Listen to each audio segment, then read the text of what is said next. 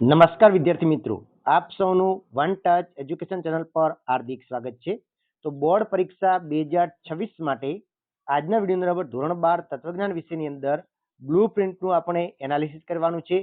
વિભાગ વાઇઝ તમને ચેપ્ટર આપવાના છે, કયા વિભાગમાં કયા ચેપ્ટરમાંથી પ્રશ્ન પૂછાવાના છે, અને સાથે સાથે તમે બ્લુ પ્રિન્ટ પ્રમાણે ઓછી મહેનતમાં સારી એવી તૈયારી કરી શકો છો. અને જે વિદ્યાર્થીઓ ફક્ત ને ફક્ત ઓછા ચેપ્ટર તૈયારી કરી અને સારા એવા ગુણ મેળવવા માંગે છે એમના માટે પણ આ વિડીયો ખૂબ અગત્યનો છે. સાથે તમને સ્ટડી કરવાનો માસ્ટર પ્લાન પણ આપવાનો છે. તો આપણે વિભાગ વાઇઝ ચેપ્ટર વાઇઝ એનાલિસિસ કરીશું. ચેનલ ઉપર નવા હો તો ચેનલને સબસ્ક્રાઇબ કરી નાખો અને વિડીયો પસંદ આવે તો લાઇક અચૂક કરજો. હવે આપણે વિભાગ એની વાત કરીએ તો વિભાગ એ તમારે 20 માર્ક્સનું રહેશે, જેની અંદર 20 માર્ક્સના 20 MCQ પૂછાવાના છે. એટલે કે તમારે 10 ચેપ્ટર છે તો દરેક ચેપ્ટરમાંથી બે MCQ તમારે ફરજિયાત આવવાના છે. આવી રીતે તમારે કુલ 20 MCQ પૂછાવાના છે. અને 20 MCQ તમારે તૈયાર કરવા હોય તો પ્રાયોરિટી કોને આપવાની છે? તો સૌ પ્રથમ તો તમને કહેવામાં આવે છે કે ભાઈ સ્વાધ્યાયની પાછળ દરેક ચેપ્ટરના સ્વાધ્યાયની પાછળ MCQ આપેલા હોય છે. એ MCQ તમારે પહેલા તૈયાર કરી દેવાના છે, કારણ કે એમાંથી 15 થી 16 માર્ક્સના બેઠે બેઠા MCQ આવતા હોય છે. તો એના માટે પણ MCQ નો સોલ્યુશનનો વિડીયો આપણી ચેનલ ઉપર અવેલેબલ છે. ઓલ ચેપ્ટર MCQ જે તમે આ વિડીયોની નીચે હું ડિસ્ક્રિપ્શન બોક્સની લિંક આપી દઈશ, તેના ઉપરથી તમે જોઈ નાખજો.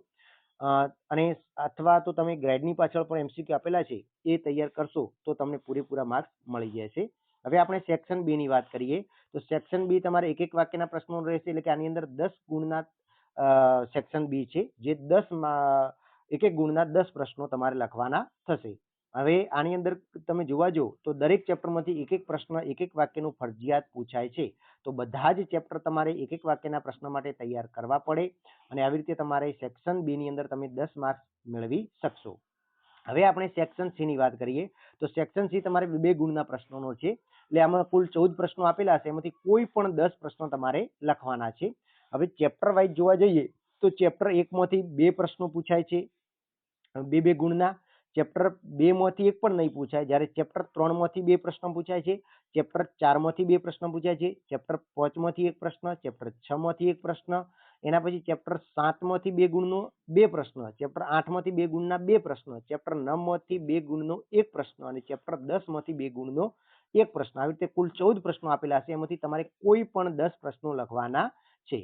હવે એના પછી આપણે સેક્શન ડી ની વાત કરીએ તો 3 ગુણના જે પ્રશ્નો આવે છે એમાં પણ 14 પ્રશ્નો આપેલા છે, કોઈ પણ 10 પ્રશ્નો તમારે લખવાના થશે. તો ચેપ્ટર વાઇઝ જોવા જઈએ તો ચેપ્ટર 1 માંથી એક પ્રશ્ન પૂછાશે 3 ગુણનો, ચેપ્ટર 2 માંથી એક પૂછાશે, ચેપ્ટર 3 માંથી 2 પ્રશ્ન પૂછાશે 3 ગુણના, ચેપ્ટર 4 માંથી 2 પ્રશ્ન પૂછાશે, પછી ચેપ્ટર 5 માંથી પણ 2 પૂછાશે, અને ચેપ્ટર 8 માંથી પણ 2 પ્રશ્ન પૂછાશે, અને ચેપ્ટર 9 માંથી પણ 2 પ્રશ્ન પૂછાશે, અને ચેપ્ટર 10 માંથી પણ 2. એટલે કે ચેપ્ટર 3, 4, 5, 8, 9 અને 10 આટલા ચેપ્ટરમાંથી 3 ગુણના 2 પ્રશ્નો પૂછાય છે, જ્યારે ચેપ્ટર પહેલું અને બીજામાંથી ફક્ત એક એક પ્રશ્ન પૂછાય છે. આવી રીતે તમારે કુલ 10 પ્રશ્નો લખવાના થશે. કુલ આપેલા કેટલા હશે? 14. એના પછી આપણે વાત કરીએ સેક્શન એ ની, જે 5 ગુણના પ્રશ્નો છે. આમાં 6 પ્રશ્ન આપેલા હશે, એમાંથી કોઈ પણ 4 પ્રશ્નો તમારે લખવાના છે. હવે આપણે સેક્શન એ ની વાત કરીએ તો મોટા પ્રશ્નો, એટલે કે પહેલા ચેપ્ટરમાંથી 2 પ્રશ્ન પૂછાશે, બીજામાંથી એક પૂછાશે, છઠ્ઠામાંથી એક પૂછાશે, નવમામાંથી 2 પૂછાશે. આવી રીતે તમારે કુલ 6 પ્રશ્ન પૂછાશે. લખવાના કેટલા છે? ફક્ત 4 જ લખવાના છે. હવે ઓછી મહેનતે સારી એવી તૈયારી કરવી હોય તો એવા માટેના અગત્યના ચેપ્ટર તમને આપી દઉં છું. એટલે તમે 67 ગુણ કવર કરશો. એટલે પ્રાયોરિટી તો તમારે આ ચેપ્ટરને આપવી જ પડશે, કારણ કે ઓછી મહેનતે જો તમે તૈયારી કરવા માંગતા હો તો તમારા માટે ખાસ ચેપ્ટર 1, 3, 8 અને 9 આ 4 ચેપ્ટરને તમે પ્રાયોરિટી આપશો તો 67 ગુણ તમે આસાનીથી મેળવી શકો છો. આ 4 ચેપ્ટર જો પૂરેપૂરા તૈયાર કરી નાખશો તો પણ તમારે બોર્ડની પરીક્ષાની અંદર 67 માર્ક્સ પાક્કા આવી જવાના છે. તમે જોઈ શકો છો કે ચેપ્ટર 1 છે એમાંથી 20 માર્ક્સનું તમારે કવર થવાનું છે, ચેપ્ટર 3 માંથી તમારે 13 માર્ક્સનું, ચેપ્ટર 8 માંથી 13 માર્ક્સનું, અને ચેપ્ટર 9 માંથી તમારે 21 માર્ક્સનું કવર થવાનું છે.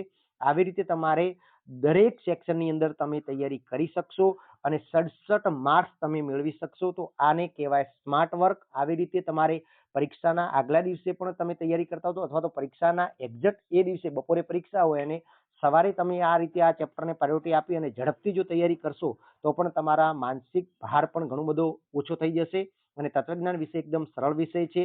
એની અંદરથી ઘણા વિદ્યાર્થીઓ 100 માંથી 100 માર્ક્સ પણ લાવે છે અને મોટા ભાગના હોશિયાર વિદ્યાર્થીઓને 95+ માર્ક્સ તો આવતા જ હોય છે. તો આ રીતે બ્લુપ્રિન્ટ પ્રમાણે તમે તૈયારી કરવા લાગશો તો સારા એવા માર્ક્સ તમે કવર કરી શકશો. ફરી મળીશું નવા વિડીયો સાથે. જય હિન્દ.